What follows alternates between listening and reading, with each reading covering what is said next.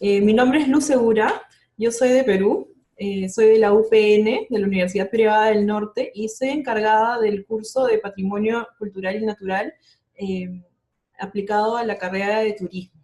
¿Sí? Yo soy profesora a tiempo completo, pero de profesión soy arqueóloga. Entonces, el día de hoy vamos a hacer una clase sobre el Perú, sobre su patrimonio natural y cultural, y me gustaría compartir con ustedes un poquito de lo que conocemos sobre nuestro territorio, sobre los pueblos y sobre los potenciales turísticos que tenemos. Y al final les voy a dar algo de cifras para que ustedes puedan saber y puedan comparar con México cuáles son nuestras realidades. Sabemos que México tiene muchos años de estudios y de comparativas de todo el tema de patrimonio natural, cultural, turismo, etcétera. Nuestro patrimonio es muy rico, al igual que el de ustedes. El tema es que nosotros todavía estamos trabajando para impulsar más nuestro territorio. ¿Sí? Entonces, vamos a comenzar la clase. Entonces, actualmente estamos viendo en la pantalla, al lado izquierdo tenemos acá el sitio arqueológico de Caral, de la ciudad más antigua de América de 5.000 años, en el medio Machu Picchu, y más al costado derecho a la cabeza clava típica de la cultura chavín. Entonces, ¿qué conocemos de Perú y qué podemos decir de la República del Perú? Ustedes están en Norteamérica, nosotros estamos situados en Sudamérica y nuestros límites son con 5 países. ¿Sí? Por el norte limitamos con Ecuador y con Colombia, por el este con Brasil, sureste con Bolivia y por el sur con Chile. Y además tenemos solamente un océano que nos baña, a diferencia de ustedes. Nuestro océano se llama el Océano Pacífico. Ustedes tienen las dos costas. Entonces ahí es una de las primeras diferencias que podemos notar.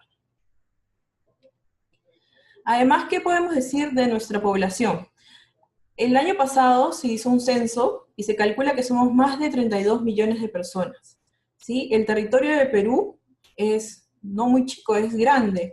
Entonces, nuestra población es bastante poco densa. Pero además tenemos que notar que la mayoría de la población está en el casco urbano, ¿sí? Hubo una migración desde los años 60 del campo a la ciudad, por un tema de buscar oportunidades y de desarrollarnos. Entonces, la mayoría de la población, el 40%, más del 40%, vive inclusive en nuestra capital, que es Lima, ¿sí? ¿Qué podemos decir de nuestros pueblos? Sabemos que ya no existen las razas, que ya no debemos hablar de razas, sino que tenemos que hablar de etnias. Entonces, antes de la llegada de los españoles, la etnia más grande eran los quechuas, pero también teníamos a los aymaras que viven en el sur con frontera con Bolivia. ¿Sí? Sabemos que actualmente los países están divididos así, pero antes los pueblos estaban todos dispersos en diferentes territorios. Nuestra tradición es más quechua, un poquito aymara, y aparte hay muchos grupos nativos en lo que es la Amazonía. Y ahora vamos a ir viendo cómo se hacen esas divisiones y de qué estamos hablando cuando hablamos de la costa, de la sierra y la selva. ¿Qué podemos decir? Tenemos 55 pueblos indígenas originarios totalmente aquí en el Perú. Pero sabemos, como ustedes también han pasado ese proceso, que Perú, con la llegada de los españoles, introdujeron nuevas formas de vida y nuevos conceptos para poder desarrollar una nación nueva. Entonces, el Perú está dividido actualmente, según los censos, en mestizos, que somos la mayoría, 60%, en quechuas, que son el 22%, la población blanca, estamos hablando un poquito de razas, pero bueno, para que nos podamos entender. La población blanca es un 5,9%, muy poquita, y los afrodescendientes, traídos desde África por los españoles y luego nuevas migraciones, son solamente 3,6%. Hay otros componentes, por ejemplo, los indígenas de la Amazonía, también el tema asiático, que es muy fuerte aquí y que después vamos a ver. Además, podemos decir que hay 47 lenguas indígenas vigentes y 4 están en peligro de desaparición. La mayoría de esas lenguas, como la mayoría de los pueblos, están situados en la Amazonía. Y vemos abajo, estos son todos los rostros que podemos encontrar aquí en Perú. Algunos nos parecemos con los mexicanos, otros somos bien típicos de nuestras naciones. Para poder cuidar el tema de la cultura y de la transmisión de lenguas, el Ministerio de Cultura, que luego vamos a ver en qué trabaja y qué zonas puede cuidar, creó la ley 29735, que es la que regula el uso, la preservación, el desarrollo, la recuperación, el fomento y la difusión de las lenguas originarias del Perú. ¿Qué ocurría? Que también puede haber ocurrido en su país. Nuestros pueblos amazónicos, quechuas, sentían que todo el componente nativo indígena estaba mal visto, porque hasta los años 60 aquí en el país, todo lo indígena estaba, digamos, hecho de lado. Entonces solamente la población mestiza y más blanca era la que imperaba. Entonces conocer quechua, hablar otro idioma que no sea el español, era un problema de acceso a la educación, de acceso a trabajos, entonces se dejó de lado y no lo motivábamos. Pero actualmente, a partir de los años 90, ha habido todo un impulso para que la gente revalore lo que tiene y revalore quiénes somos y descubramos nuestras identidades. Y estas leyes nos permiten preservar esa riqueza cultural que tenemos. El Perú es un país pluricultural. Si hablamos de los pueblos, no podemos hablar de la gastronomía, no podemos dejar de hablar de la gastronomía. Y nuestra gastronomía es vasta, así como lo tienen ustedes. Nuestra gastronomía es distinta, sea en el norte, en el sur, la costa, la sierra o la selva. Nosotros también tenemos ceviche, ¿sí? Hay toda una discusión. ¿El ceviche es peruano? ¿Es de México? ¿Es de Ecuador? ¿Cómo es? Bueno, nuestro ceviche, ¿cómo se prepara? Se prepara con pescado, limón verde, igual que ustedes, pero se le pone cebolla morada y se le pone ají. Nada más, un poco de ajo, sal, y por la influencia Nikkei, por la influencia de los japoneses, ahora se prepara al instante y se come casi crudo. Pero hasta los años 80, cuando yo era niña, en las casas se maceraba el ceviche 4 o 5 horas, y si era de la noche al día siguiente era mejor.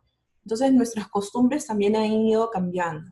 Hay una feria gastronómica que se llama Mistura, ¿sí? Que es una feria que tiene más de 10 años ya y que reúne a todos los cocineros y los chefs de aquí del Perú, que están en en todas partes del país, y ellos vienen y una vez al año se reúnen en un campo, y turistas nacionales y extranjeros vienen a disfrutar de estos platillos, ¿sí? Por ejemplo, arriba vemos el tacacho con cecina, que es este de aquí. Vemos el juane, que es como un tamal, pero de arroz envuelto, que representa a la cabeza de San Juan, el Bautista, ¿sí? Luego tenemos, en la sierra tenemos muchos platos de olla, en la costa tenemos más platos marinos, ¿sí? Y nuestra gastronomía se caracteriza por muchos guisos y el uso del ají como materia prima. Entonces, si hablamos de las materias primas de nuestra gastronomía, tenemos que hablar que hay muchas similaridades con México también. Tenemos unas 80 variedades de ají, y el ají se consume hace más de 5.000 años aquí en el Perú. Y la papa, que su centro de producción, de domesticación, es en la parte sur de Perú, con Bolivia. Y hay más de 3.000 variedades de papa domesticadas aquí en el Perú. Esas solamente algunas muestras. Algunas son para freír, otras son para sancochar, otras son para hacer en caldo, otras son para hacer, inclusive para secar y para guardar, para almacenar. Y también el maíz, tenemos que notar que se ha domesticado entre hace 4.000 a 2.000 años antes de Cristo. Y hay todo un debate para saber si es que hubo un solo centro de domesticación en México o en Perú, o si en ambos lados se domesticó a la misma vez. ¿Sí? Todavía los investigadores no se han puesto de acuerdo. Entonces, hay 52 razas de maíz aquí en Perú, de las cuales 14 crecen en la costa, 29 crecen en la sierra y 7 crecen en la selva. Y lo particular de nuestro maíz es que no solamente lo molemos, no hay muchas preparaciones, salvo los tamales, que también se comparten con México, de las preparaciones con maíz seco y molido. Nuestro maíz normalmente nosotros lo comemos sancochado, tierno, y se llama choclo. Y también ese choclo sirve para hacer las humitas, que son de tipo tamales, pero más blanditos, ¿no? No son tan densos como los del maíz seco. Y aparte hay un maíz que se llama el maíz morado, del cual hacemos una bebida que se parece un poco a la jamaica. Además podemos decir del maíz que hay ciertas variedades que son secas y que se tuestan. Y ese maíz tostado se llama cancha. Y eso era como el pan para nosotros en el pasado. Entonces, hemos hablado y hemos estado discutiendo sobre la costa, la sierra y la selva. Pero, ¿cómo es que se han hecho esas divisiones? Bueno, esas regiones naturales del Perú históricamente se hicieron a partir de la llegada de los españoles. ¿Y cómo es que ellos lo dividieron? Bueno, la costa era toda esta franja que estaba bañada por el mar y es muy desértica y que es plana, ¿sí? Luego hay un accidente geográfico que se llama la Cordillera de los Andes, que pasa por toda Sudamérica, pero que pasa justo en el medio del Perú. Entonces, esta cordillera, que es muy elevada, que tiene picos más arriba de los 4.000 metros, se llama la sierra. Y la selva vendría a ser toda esta parte de floresta tropical, ¿sí? Verde, que está acompañada en algunas zonas con montaña y otras zonas de parte baja, ¿sí? Entonces nuestro Perú, normalmente cuando nos enseñan primero en el colegio, nos enseñan la costa, la sierra y la selva. Pero, ¿qué ha pasado? No es tanto así. Entonces, hay un geógrafo peruano que se llama Javier Pulgar Vidal, que en el 38 él estudia las regiones naturales y él propone que no son solamente tres, costa, sierra y selva, sino que tenemos 8 regiones naturales dependiendo de la altitud que tengamos, de cómo es nuestra flora y cómo es la fauna. Entonces, la Chala es esa región que vendría a ser la costa, digamos, baja hasta los 500 metros, que es desértica y que está bañada por los ríos, ¿sí? Y por afloramientos de agua, tipo lagunas, y tiene una vegetación particular. Luego le sigue la Yunga, y la Yunga es esa zona de 500 metros hasta 2.300 metros sobre el nivel del mar, que sería un poco montañosa, un poco desértica, y que sirve para plantar cultivos y para plantar árboles frutales. Y la coca también, que es una hoja bien especial para nosotros, porque nos da energía y porque es mística. Luego viene la zona quechua, que viene de 2.300 a 3.500 metros sobre el nivel del mar. Y aquí es donde, cuando vienen los turistas, se marean un poco y nosotros lo llamamos el soroche. El soroche es el mal de la altura. ¿Y cómo contrastamos ese soroche? Con mucho descanso y tomando mate de coca, haciendo un té con las hojas de la coca. Y un par de horas aclimatándonos y podemos seguir tranquilamente. En esta altitud está la ciudad de Cusco, Machu Picchu, que es por lo que nos conocen normalmente. Luego viene la zona de Suni, de 3.500 hasta 4.000 metros, la Puna, de 4.000 a 4.800 metros, y ustedes dirán, ¿quién vive en esas zonas? Bueno, hay muchos pueblos nativos de aquí del Perú que son pastores y agricultores que viven en esas zonas, que siembran papas, que crían a sus animales y que en el pasado también existían. Y luego viene la Janca, que es la zona de los picos más altos. Y miren, hay picos en el Perú que son de más de 6.000 metros sobre el nivel del mar. Entonces, la cordillera de los Andes es una cordillera muy elevada. Y aquí están los nevados y hay zonas especiales. Si pasamos hacia el otro lado, un lado de la cordillera está la costa. Para el otro lado de la cordillera está la selva. Y la Rupa Rupa es la selva alta, conocida a veces como la ceja de selva. Son montañas, pero todo rodeado de verde. Desde 1.000 hasta 4.000 metros sobre el nivel del mar, la Rupa Rupa. Y la Omagua, la zona de Omagua, es la zona baja de la selva. y la selva baja es de 400 a 800 metros sobre el nivel del mar. Entonces, nuestro territorio es bastante complejo y no es homogéneo. Al norte se ve una zona, al sur se ve otra zona. Hacia el norte las playas son bajas, hacia el sur las playas son más elevadas. Bueno, Antonio Brac Eck es otro estudioso que luego fue ministro, el primer ministro del Ambiente, y él divide las ecorregiones del Perú en 11, ¿sí? Y incluye además los mares y las corrientes frías y tropicales que luego vamos a conocer. Entonces, ahora actualmente se hablan de ecorregiones en Perú y no tanto de zonas de regiones naturales, ¿sí? Eso era solamente para que ustedes pudieran conocerlo.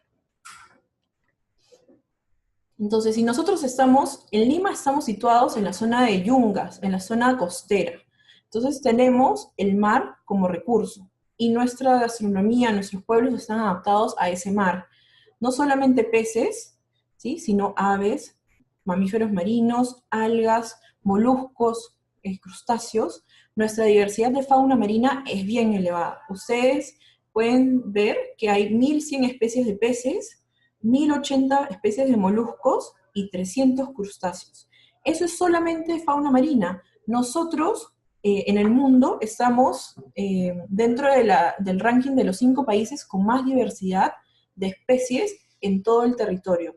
Y somos uno de los pocos países que casi tienen todos los microclimas del planeta, además. Entonces, nuestra corriente marina se caracteriza por ser muy fría, ¿sí? Esa corriente viene desde el sur, desde Chile, y sube en todas nuestras costas, y hace mucho frío. Entonces, nosotros normalmente no nos bañamos en invierno, solamente esperamos el verano para ir a las playas y veranear, como le llamamos nosotros. Y hay otra corriente que se llama la corriente ecuatorial, que viene desde el norte hacia el sur, y hay una zona intermedia en el norte del Perú que se llama Paita, y ahí es donde confluyen esas dos corrientes. Entonces, del norte del Perú para arriba, una porcioncita muy pequeña tiene aguas tropicales, pero todo lo demás tiene aguas muy frías. Y esas aguas frías tienen mucho fitoplancton y zooplancton, que son pequeños organismos que sirven de cadena alimenticia, de la base de la cadena alimenticia para muchos peces y muchas especies marinas. Entonces, por eso es que nuestro mar también es muy diverso. Los ríos también son una fuente de diversidad, y la gente los utiliza, bueno, para sus actividades diarias, de lavar ropa, de diversión, pero también para pescar camarones, ¿sí? En las partes medias de los ríos todavía hay el tema del canotaje, y hay mucho ecoturismo para ir a comer, por ejemplo, camarones. Los ríos aquí en la costa normalmente no son navegables, ¿sí? Solamente son para diversión. Los ríos que son navegables, porque son mucho más grandes y más extensos, están en la selva de nuestro país. La tradición pesquera está bien arraigada en nuestros pueblos. Hay un tipo de embarcación que se llama el caballito de Totora, que esto lo podemos ver actualmente todavía en la parte norte, que se sigue utilizando en las playas de Huanchaco, y es parte de nuestro patrimonio cultural de la nación. Pero atestiguamos su antigüedad en los cerámicos, en los huacos que nosotros le llamamos, ¿sí? Huacos como los moche, ¿sí?, que estamos viendo acá en el centro, lo chancay, que vemos aquí en la esquina izquierda, y lo lima. Entonces, 2000 años de tradición, por lo menos, de estas embarcaciones. ¿Cómo son nuestras playas? Bueno, la mayoría de nuestras playas son arenosas, y son playas abiertas, pero hay ciertas bahías y ciertos ancones que sirven para que el mar sea calmo. Hay otras zonas donde las playas son rocosas. Las islas también son características de nuestras costas. Hay muchas islas que están frente a nosotros. Hay algunos que están más cerca, hay otras que están más lejos. Y desde la época prehispánica siempre las fuimos aprovechando. Hay unas islas que son muy conocidas aquí en el Perú y que son un atractivo turístico muy bonito, y justo viajamos hace menos de un mes con los compañeros de Patrimonio Cultural a estas islas para conocer. Son las Islas Ballestas en Paracas. La Reserva Nacional de Paracas fue declarada Patrimonio Natural del Perú en el año 75. Y estas playas, y bueno, la reserva está conformada por toda una zona de playas, de islas y de patrimonio de fauna, ¿sí? Esas playas son reservorio de lobos marinos, de aves guaneras, y el guano es el recurso, uno de los recursos más preciados para la historia de nuestro país. El guano es un fertilizante que sale de las heces de las aves y que nosotros, digamos, lo recogemos. Hay ciertas compañías que lo recogen cada 7 años, y eso sirvió en el pasado, hacia 1800, para pagar deuda externa y como fuente de riqueza para nuestro país. Si ven aquí en la esquina derecha, abajo, hay una figura dibujada en la arena, ¿sí? En una duna, que se llama, es el candelabro, ¿sí? Este candelabro es bien conocido aquí y no conocemos quién lo hizo. Algunos viajeros dicen que fueron los españoles, perdón, fue San Martín el que lo hace como para señalar un puerto de llegada, o algunos otros dicen que fueron los peruanos prehispánicos los que los dibujan. Pero este candelabro tiene la particularidad que solamente se puede ver desde el mar. Entonces, ¿qué organismos son los que están velando por nuestro patrimonio? Hay 3 organismos que velan por nuestro patrimonio y por la difusión del patrimonio. El primer organismo es el Ministerio de Cultura, que recién fue creado en el 2010. Antes se llamaba Instituto Nacional de Cultura, ¿sí? Es el principal organismo regente y es el que promulgó la ley 28296, que se llama Ley General del Patrimonio Cultural de la Nación. Y las direcciones, que son las responsables por velar la integridad y conservación y transmisión de nuestro patrimonio, ¿cuáles son? La Dirección General del Patrimonio Cultural, que vela por los sitios arqueológicos, ¿sí? Por excavarlos, por protegerlos, por ponerlos en valor. Luego está la Dirección General de Museos, que por su nombre mismo dice, es donde estamos conservando todo el acervo cultural. Y la última es la Dirección General del Patrimonio Arqueológico Inmueble. Todos esos artefactos que salen de nuestro pasado histórico, ellos lo catalogan. Entonces, esos 3 organismos o direcciones dentro del ministerio están velando por el patrimonio material e inmaterial de nuestros pueblos.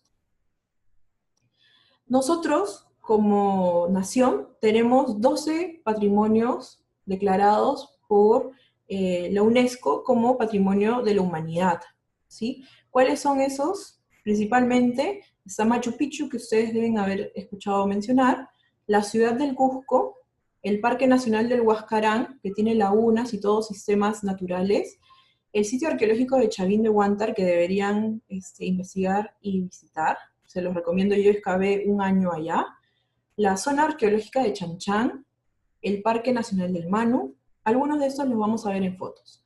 El Centro Histórico de Lima también es Patrimonio de la Humanidad, el Parque Nacional del Río Aviseo, las líneas de Nazca, que también deben haber escuchado mencionar, el Centro Histórico de la ciudad de Arequipa, la ciudad sagrada de Caral, que fue la primera que les mostré, y la red vial del Capacñán. ¿Qué es el Capacñán?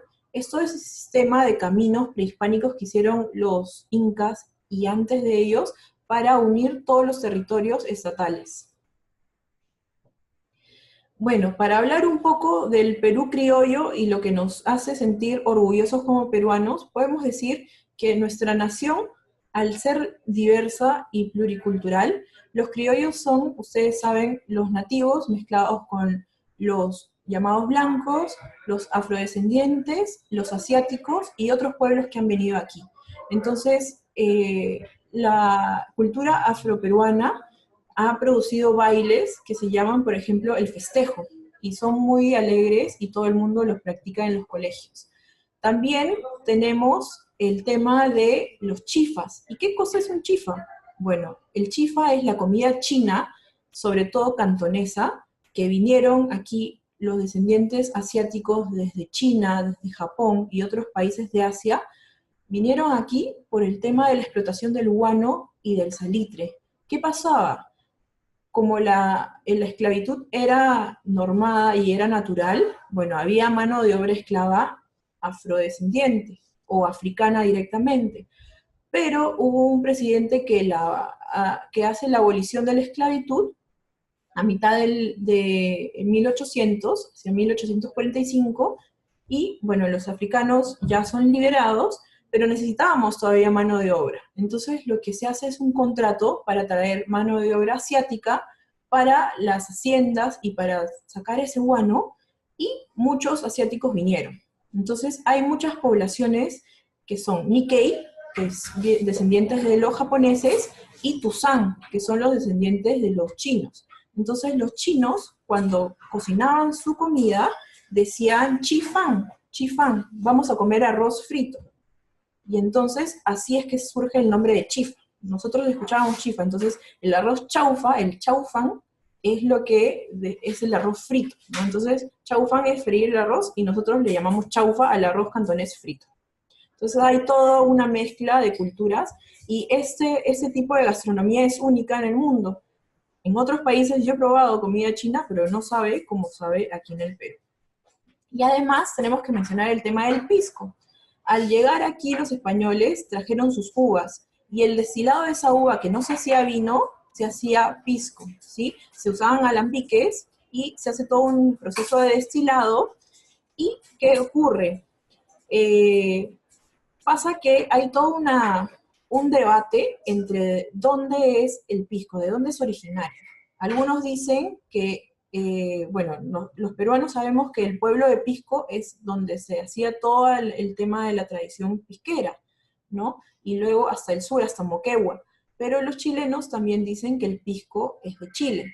Entonces hay ahí todo un tema. Imagínense ustedes que alguien más reclamara el tequila como no mexicano, sino de otro país. Bueno, lo mismo pasa con nosotros con el pisco. Y nosotros decimos que el pisco es peruano. Entonces, otro organismo regente de velar por el patrimonio es el Ministerio del Ambiente, que ya les había mostrado a su primer ministro, Antonio Brac Eck. Este ministerio fue creado recién en el 2008 y es el principal organismo que vela por los recursos naturales. Entonces, ese ministerio tiene dos viceministerios. Uno que es el de Desarrollo Estratégico de Recursos Naturales y el otro de Gestión Ambiental, que son los que cuidan que, por ejemplo, ellos decretan cuáles son las áreas naturales que van a ser protegidas aquí en nuestro país. Entonces tenemos muchas áreas naturales, pero yo he seleccionado 3 nada más. Por ejemplo, los parques nacionales, que tenemos 14 en todo nuestro territorio. Y esos parques nacionales sirven para proteger hábitats de una especie o de comunidades de flora y fauna, ¿sí? Esas son formaciones naturales que sirven como carácter científico, paisajístico, y que tienen importancia nacional, y que la gente no debe explotar sus recursos directamente de estos lugares, ¿sí?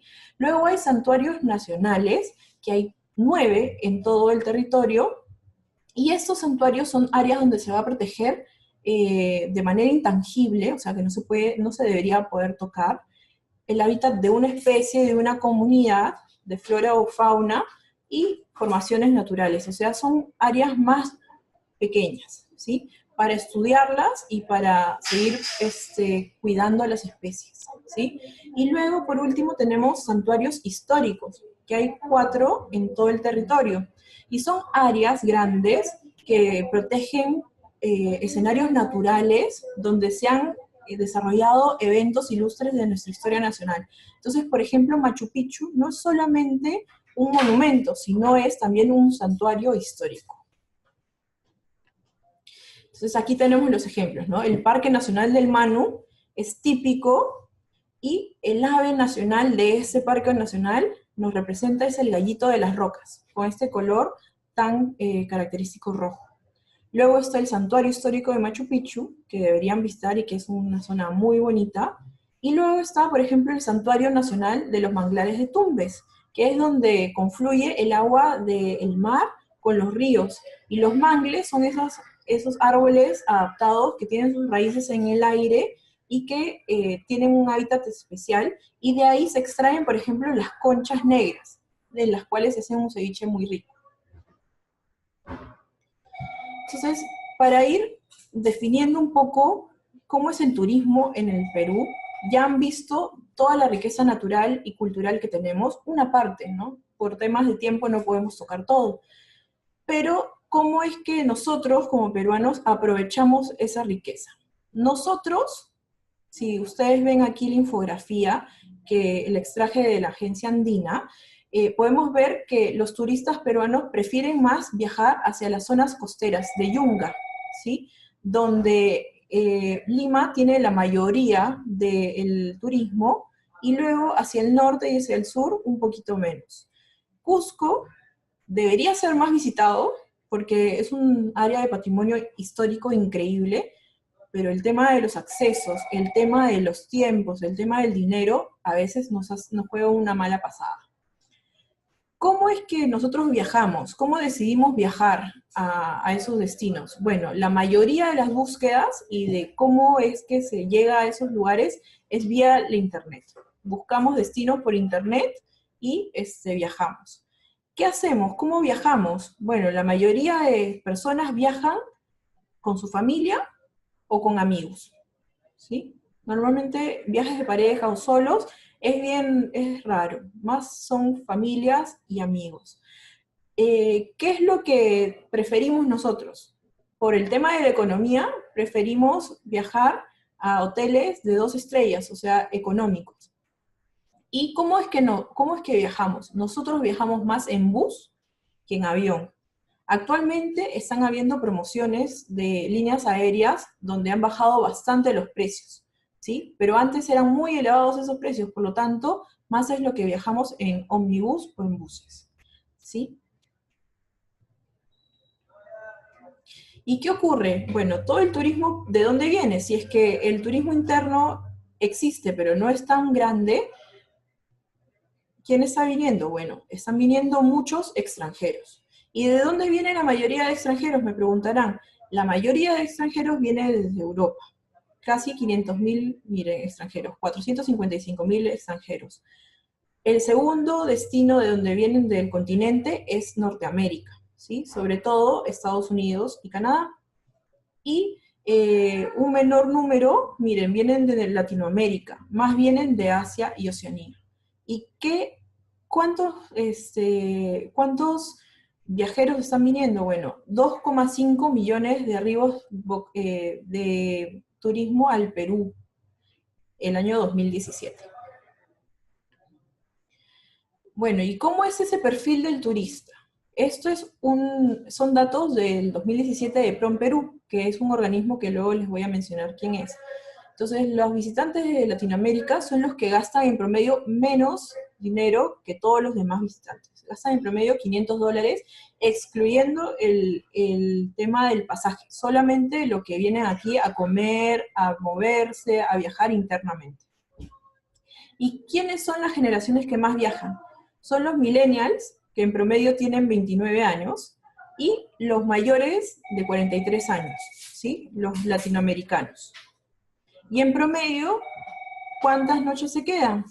Se quedan más o menos una semana. Miren, luego los de Norteamérica son los que tienen un gasto promedio de $1.700. Gastan mucho más para venir. ¿Cuántos días? Más o menos se quedan en promedio entre 10 y 11 noches. Y la mayoría son millennials y luego personas más mayores, ¿no? En promedio 61 años, entre 28 y 61 años. Y eso se nota bastante cuando nosotros estamos en las calles y los turistas son o personas jubiladas o personas que están en la universidad o terminando sus estudios de bachillerato, por ejemplo.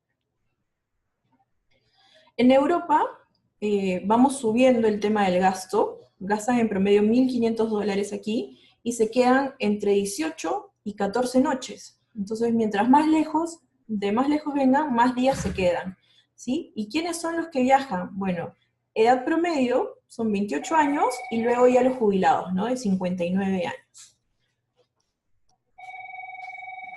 Y por último, miren, los asiáticos son los que más ganan, perdón, los que más gastan en nuestro territorio, más de $2.000 por viaje. ¿Y cuánto se quedan? No se quedan tanto como los europeos, se quedan una semana nada más. ¿Y quiénes vienen? En promedio igual, 28 años, y los jubilados, 61 años. Entonces, en el 2017, ¿cómo es que hemos reaccionado y cómo nos hemos movido en el Perú? Ustedes tienen un 7,1% de PBI, o sea, el promedio de ingreso bruto interno de la nación, proveniente del Producto Bruto Interno, proveniente de el turismo. Nosotros tenemos 3,8, somos el segundo en la región, pero miren, ustedes nos llevan casi el doble, ¿sí? Y entonces hemos crecido en la contribución económica en el turismo con tasas de empleo generados. Del 2015 al 2017 ha habido un buen incremento y esperamos que seguir creciendo, ¿no? Como destino turístico. ¿Y qué es lo que busca el turista extranjero en nuestro país?